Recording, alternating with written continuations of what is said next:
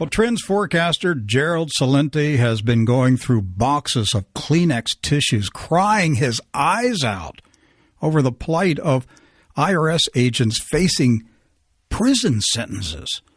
Gerald is on the telephone to share his heartbreak with you and me. Gerald, you going to make it? You okay? Well, anytime somebody in the IRS gets in trouble, boy, it just breaks my heart. It is, isn't it sad watching these guys squirm on the hot seat? These people are disgusting. They even call themselves human beings. And we'll look at the lack of dignity and respect and courage that they don't have, and how transparent it all is. And, Rick, you'll remember when this IRS story broke. It was low-level employees, I tell you. Yeah, sure. Anybody that knows how the government works, low-level bureaucratic employees are just that, low-level people who will never be anything in their lives other than servants to their masters. And their masters are servants to other masters. I say this from experience. As a young man, after graduate school, I used to run political campaigns in Westchester County, the richest county in the United States, and was the assistant to the Secretary of the New York State Senate. I did such a great job that they wanted to promote me through the ranks. And it was the worst job I ever had in my life. All day long, all I would do is watch grown men grovel to suck their way up to the top. Grown men and women, I should add. So this is just typical of what the whole system is. Your first thought when you heard that Lois Lerner, the IRS official who was in charge of the tax-exempt division, when you heard that she was taking the fifth today, what was your first thought? Oh, exactly what I would expect. Because what happens is, have you seen any heads roll in Washington on anything that they do? Whether it's look at the whole financial situation. We've been robbed in the broad daylight by the Wall Street mafia. You haven't seen one head roll. Look what happened with the Iraq War. Each day is part of a subscription to the TrendsJournal. We do Trends in the News. Well, I just did today's Trends in the News before I got on the air with you. And I was reading, another 40 people killed in Iraq. 300 this week. 300 in a week. Hey, the world is better off without Saddam Hussein. The guy that had weapons of mass destruction and ties to Al-Qaeda? Hey, who said that? Who are the people that, where's the proof? Why can't we find out who knew what when? That's old news. By the way, Barack Obama has weapons of mass destruction and ties to Al-Qaeda. Well, look what's going on. Oh, then I read again, 6 killed in Yemen with drone strikes. Suspected militants. That's what happened to due process in the Constitution. So what I'm saying is that there is no morality. So without any morality, how could there be any legality? We're in an age of lawlessness, Gerald. Exactly. Again, immorality. That to me is where it all starts. And I don't mean that, on the religious sense. I mean it on the deepest human spiritual sense. So, of course, religion is a part of that. But it's morality. It's do unto others as you would have them do unto you. In the United States, they're terrorists. So they're not. Who's the terrorists? Aren't we the ones attacking other countries? What if the Afghans were attacking America? What if the Iraqis were attacking America and they were in a neighborhood near you? I would be one of the first guys out there with my weapons trying to blow their brains out. But no. When we're in a foreign country and they want us out, they're militants and they're terrorists, boys and girls. So going back to the IRS, it's more of the same. Oh, look, here we are. Today, Ben Bernanke announced a more quantitative easing. You mean Osama Ben Bernanke, America's public enemy number one? 100 years of Federal Reserve rule over the American people? You want to talk about tyranny and dictatorship? They're in control of our money supply, and this guy telling us what they're going to be doing? And then they do it and they get away with it? So, no, this is just more of the same, a different face, a different lie, and a different crime. I know it's really difficult for the Obaministas right now to keep track of the lies. I mean, they got so many scandals breaking out simultaneously that they can't remember what they said yesterday. But, Gerald, do you have any thoughts about why all of these scandals broke simultaneously on Mr. Obama? I just think it was, I have no inside knowledge. I just think it, just happened as it happened. But fear not, Rick. Watch for another wag the dog moment. Well, I remember them well under Bill Slick Willie Clinton. Oh yeah, every time that he got caught in a scandal, it was bombs away over Baghdad. How about another missile in Mogadishu or somewhere around Mozambique, wherever? Don't forget about Yugoslavia. They got pounded. Wasn't that a lovely war? Destabilizing that region as well. Yeah, so that's what I expect. Another wag the dog moment that will make people forget these things. I was going to bring this up because just a few minutes before coming into the studio, I saw this article out of Depka File and the Times of Israel and various Israeli newspapers today, stating that an Israeli Air Force general said, we may attack Syria at any moment. And why shouldn't they? I mean, they attack anybody that they want. America attacks anybody that they want. Why shouldn't they attack Syria? After all, Israel has the supreme right to defend themselves. And they warned, by the way, a few days ago, that if Syria retaliates, they'll be angry and bomb them again. So not only will they attack Syria, Syria's not allowed to retaliate. Well, I just, when I read the headline a few minutes ago, my first thought was I just imagine Barack Obama calling Benjamin Netanyahu, and if their animosity is true between the two men, but I could just hear Barack Obama saying, "Benny, my friend, I've been thinking about this war thing. You're right. We really should bomb Syria. I think this is a great time to start the war. What do you think, Benny?" Because, what's Obama going to do right now? He's got alligators around him. Again, I also, by the way, I believe that part of Obama's trip to Israel recently was to discuss the war plans. And if you go back, by the way, to two things with Syria and Benghazi, you go back to our past Trends journals, particularly the autumn issue. We wrote about Benghazi in more detail of what was going on because that's what the journal does. It's truly a journal of the times. And from that, we write history before it happens. We detail this far greater than what's even being detailed now, of the lies that were being told, the timeline, and the details around it. The other one was Benghazi, with Benghazi, rather. The other issue with that one is that, when an ambassador, and he wasn't an ambassador, of course, a consulate, when he gets killed, it's a big deal. But, Rick, I read off the names of the dead men and women that are serving in Afghanistan maybe once a week. Nobody cares. But, hey, one of the Harvard, Princeton, Yale boys get wiped out. That's a big one. So I believe that Obama's trip over there had to do with Syria, Iran, and what was going on in Libya, and that plans have already been made to attack and become involved in Syria, and that's why his trip to Israel was so important.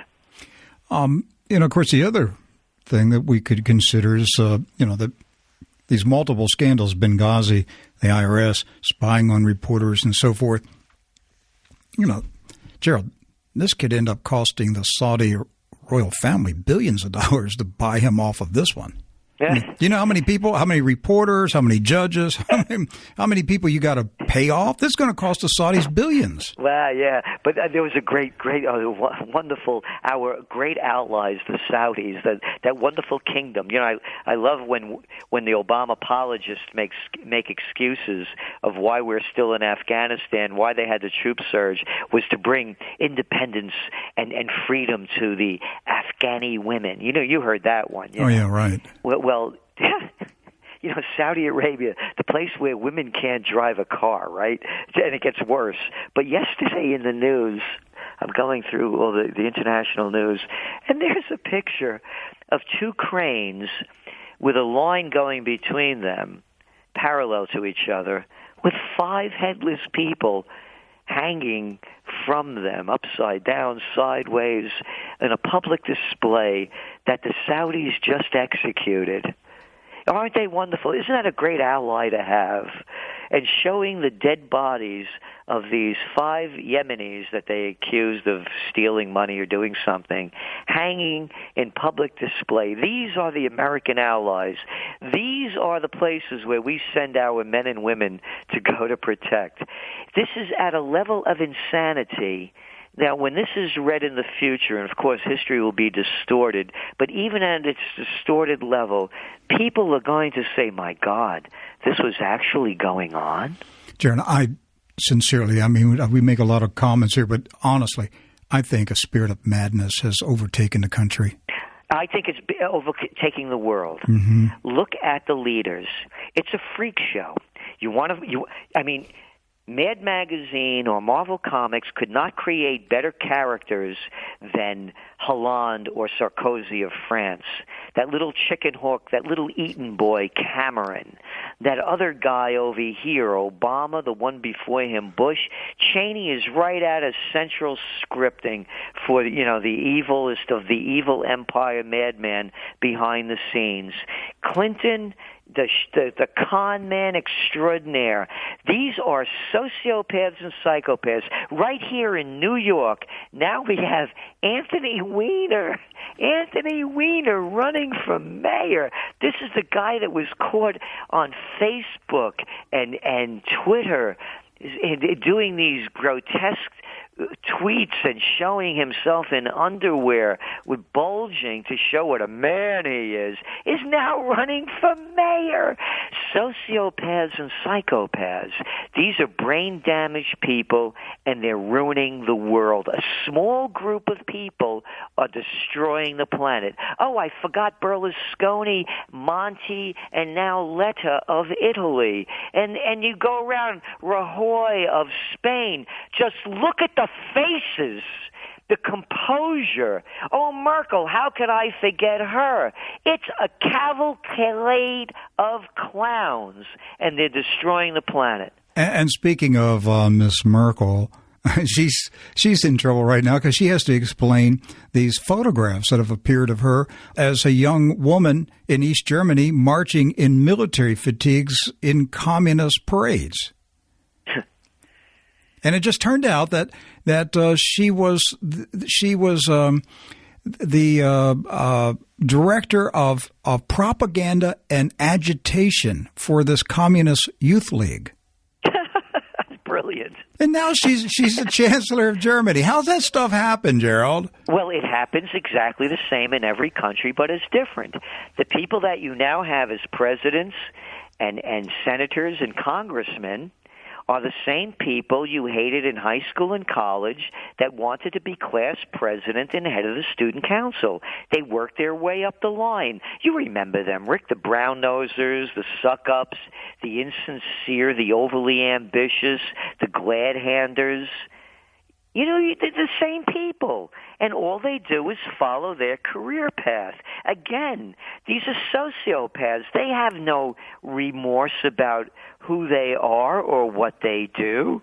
They're never sorry for the things that they do. And again, this Anthony Weiner, and the perfect name, by the way, for the guy, the perfect name for a guy. And here he is running for mayor. Oh, and by the way, he has about a $5 million war chest. Gerald, I do believe that there is a hidden shadow network of of men and women. No, I'm not saying a conspiracy. I'm just talking about it's just a very tight circle of people that know each other, went to college with each other, have been in business, that come from the royal blue blood families, and it's a very small group. But I believe that they are constantly recruiting. They're looking for new young talent. They're always bringing bright young men and women into their web to train them up to keep this little regime propped up over decades. Oh, I agree with you 100%. I put it into different language. Harvard, Princeton, Yale, bullets, bombs, and banks. There you go. I mean, that's it. It's there's no business like war business. Yeah, bullets, bombs, and banks. So when you're talking about recruiting them, yes, it's a small group. It's the blue bloods. You see, what people don't understand, and they have to get used to, is that they're better than we are. You understand that. When they commit crimes, they don't pay for them. The smallest violation that we make, they have us there for full enforcement of the law. So it is. That's all it is. It's a takeover. And they've taken over. The country is lost. I've come up with a new name for America. I call it Slavelandia. Slavelandia. Yeah, you get look all of these college commencement, addresses that they're bragging about. What are these kids going to get when they get out of college? What are they going to do with their university degrees and worthlessness? That they're in debt for $40, $50, $60, $100,000. What are they going to get a job at? Well, they can't open a hardware store anymore if they wanted to be an entrepreneur because, hey, Home Depot and Lowe's have all the action. Can't open up a clothing store or a haberdasher.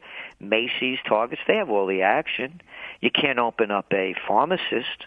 You can't a local pharmacy anymore. You can get a job for a CVS or Rite Aid or Walgreens. You can't no family farms anymore. No, but maybe you could work in a slaughterhouse for Tyson or ConAgra, do something for them. It's Slavelandia, and it's a takeover. And a takeover, there are two things that I always say, and you tell them, and people's eyes roll, and the next question they'll say is, what do you think the Yankees have a shot at it this year? One is that Eisenhower, Supreme Commander of the Allied Forces, 5-star general, 2-term Republican president, warns the American people as he's leaving office that the military-industrial complex is robbing us of the genius of our scientists, the sweat of our laborers, and the future of our children. It happened. The other one is Jesus Christ. People say to me, Mr. Celente, you sound angry. And I say, listen, if I sound angry, remember, Jesus Christ, the Prince of Peace, became violent. He picked up a whip to drive the money changers out of the temple. And on that money changer note, here's a quote. History records that the money changers have used every form of abuse, intrigue, deceit, and violent means possible to maintain their control over governments by controlling money and its issuance. James Madison. From Jesus to James to now, nothing has changed. You put the facts in front of the people, and they don't want to hear it, they don't want to believe it, and they're doing nothing to change it. The majority. We need a small, dedicated minority of people that want to bring morality back to America to change it. And I always recall, that famous quote from President Andrew Jackson about the bankers, where he said, I'm just paraphrasing him, by God, I will drive you out of this country, talking about the bankers. Yeah. Because they've always, from the very beginning of this nation, were seeking to take control of the nation. But again, this is as old as Christ. That's right. That's the point. That's right. These are the same people. They just gave them different names. They went from money changers to loan sharks, the bankers. Gerald, I got about 2 minutes. Where do you see this going in the coming decades? Well, again, it's a decline unless the people move it forward. Protests are worthless. We need a new system. And I'm a strong proponent of direct democracy. we don't have any democracy. We have a gang of 535 that are senators and congressmen that tell 315 million people what to do, and they only represent the most powerful and the people that give them the most amount of money. I mean, anybody knows that. They call it campaign contributions. I call them bribes and payoffs. And in Switzerland, it works pretty well. If we want to go to war, let the people vote. You want to bail out banks, let the people vote. If we could bank online, we could vote online. Could it be corrupted? Less so, I believe, than the corrupt system that we have now, where all states have, different methods of cheating and letting their guy win. It could be totally transparent, and we could have the best, and make it totally open, so it could be, the algorithms could be monitored by the best computer skilled people around, and we have to bring it back to the people. But most of all, nothing is going to change until the individual changes. And when I say that, I mean change spiritually, emotionally, and physically. Stop eating junk food. Buy the highest quality. Support your local merchants. Break the chains. Don't buy anything at chain stores that you don't have to. Get yourself in the best shape you can, again, spiritually and emotionally. And when the people change, that's the only way I believe it's going to change. And you're going to have to decide you don't want to live in Slavelandia anymore. No. I'd like to expatriate to Fredonia. Do you remember Fredonia? Fredonia. Oh, yeah. See, Who there said you it? go. The Marx Brothers. That's right. The Prime Minister was Groucho Marx. That was a great country to live in. My guest, Gerald Celente, and he's the publisher of the TrendsJournal. You can subscribe. I receive it here at my office every month, TrendsResearch.com. Thank you, Gerald. Hey, thanks so much for having me on.